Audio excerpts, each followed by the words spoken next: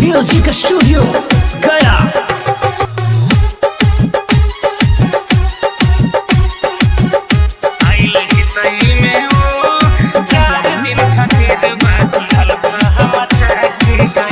दर्द दिल के बढ़ा के गइल, दर्द दिल के बढ़ा के गइल।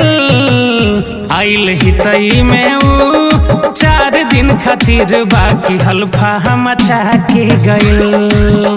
आइल हितई में वो 4 दिन खातिर बाकी हल्फा मचा के गइल। नाचे ऐसन नचा के गइल, बिल इतना बढ़ा के गइल। आज लेना चुका पवनी 3 साल में इतना कर्जा बढ़ा के गइल।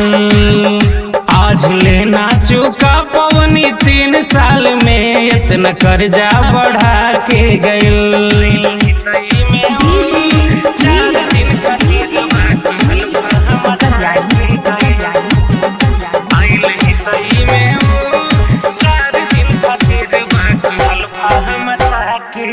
गोरे गोरे फेस पे मेकअप उठा लाली, देखे में एकदम ही अक्षरा बुझाली। गोरे गोरे फेस पे मेकअप उठा लाली, देखे में एकदम अक्षरा बुझाली हो, अक्षरा बुझाली।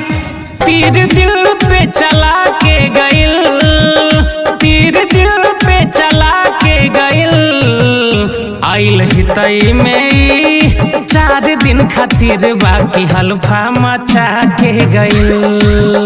आइल हितई में 4 दिन खातिर बाकी हल्फा मचा के गइल। आइल हितई में 4 दिन खातिर बाकी हल्फा मचा के गइल। हाय हाय हाय हाय, घूमी घूमी आइली है एक दिन हमर घरे। हंसी हंसी हमारा से